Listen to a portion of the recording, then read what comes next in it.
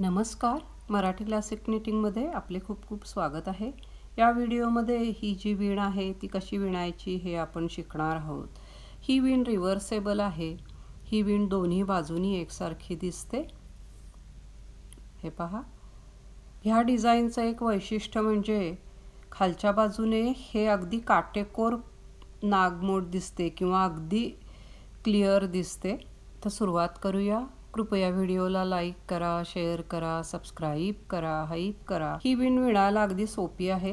ही वीण 2 ओळींचीच आहे. ही वीण विणण्यासाठी 18 अधिक 5च्या पटीमध्ये टाके घालायचे आहेत. पहिला आणि शेवटचा टाका हा एजिंगचा आहे. हे 2 टाके यामध्ये मोजलेले नाहीये. पहिली ओळ सुलट बाजूला म्हणता येईल. पहिला टाका एजिंगचा आहे. त्यानंतर एक टाका उलट विणायचा. धागा बाहेर. यानंतर 18 टाक्यांचं रिपीटेशन असणार आहे. ते याप्रमाणे हे बघा, टाका या 2 टाक्यांवरून असा काढून टाकायचा. त्यानंतर एक सुलट, आत धागा घ्यायचा, एक सुलट. इथे एक टाका कमी झालेला होता, तो एक टाका इथे भरून निघतो. त्यानंतर सुईला याप्रमाणे अटी घ्यायची आहे. याचं कारण असं की पुढचे 6 टाके उलट विणायचे आहेत. 6 उलट, 3 4 5 6. यानंतर 3चा 1 उलट विणायचा. पुन्हा 6 टाके उलट,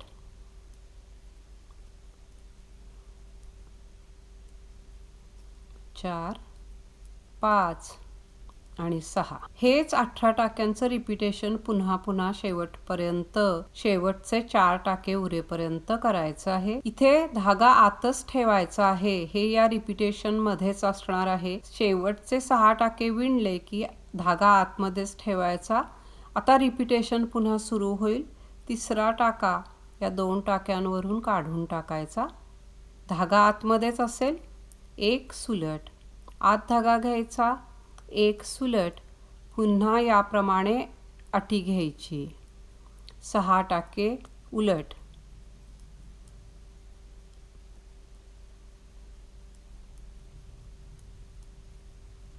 6 उलट झाल्यानंतर 3चा 1 उलट प्रमाणे विणायचा. पुन्हा 6 टाके उलट येतील.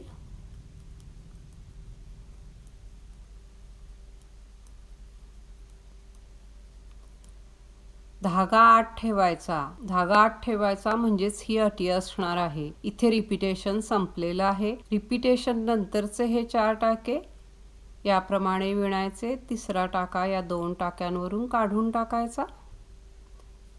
धागा आतमध्येच ठेवायचा. एक सुलट, आत धागा घ्यायचा, एक सुलट आणि शेवटचा टाका उलट विणायचा. याप्रमाणे हे 4 टाके विणले. शेवटचा टाका एजिंगचा आहे. पहिली ओळ पूर्ण झाली. दुसरी ओळ उलट बाजूला म्हणता येईल. पहिला टाका एजिंगचा आहे. त्यानंतर एक सुलट विणायचा आणि शेवटचा 1 टाका उरेपर्यंत मधले सगळे टाके उलट विणायचे आहेत. या ओळीला काही व्हेरिएशन नाही आहे. सगळे टाके उलट विणायचे. पूर्ण ओळ उलट विणायची आहे.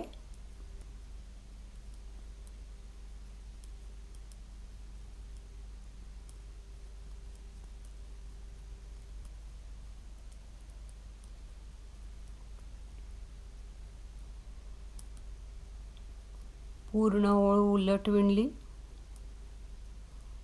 हा एक शेवटचा टाका आहे, तो सुलट विणायचा.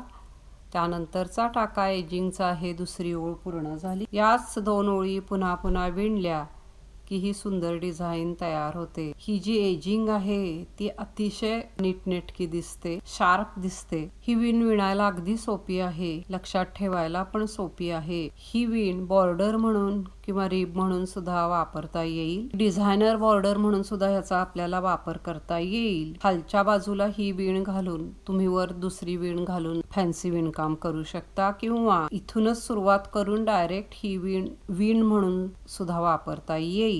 क्राफ्टसाठी सुद्धा याचा उपयोग होऊ शकतो। ही वीण दोन्ही बाजूनी एकसारखी दिसते, त्यामुळे शालसाठी, स्कार्फसाठी, स्टोलसाठी सुद्धा याचा उपयोग करता येईल। तर आशा आहे की ही डिझाईन सुद्धा तुम्हाला नक्की पसंत येईल। तर एकदा जरूर करून पहा। आपल्या सूचनांचे स्वागत आहे। प्लीज लाईक करा, शेअर करा, सबस्क्राईब करा, हाईप करा। पुन्हा भेटूया नवीन व्हिडिओमध्ये नवीन काहीतरी। व्हिडिओ पाहिल्याबद्दल खूप खूप धन्यवाद।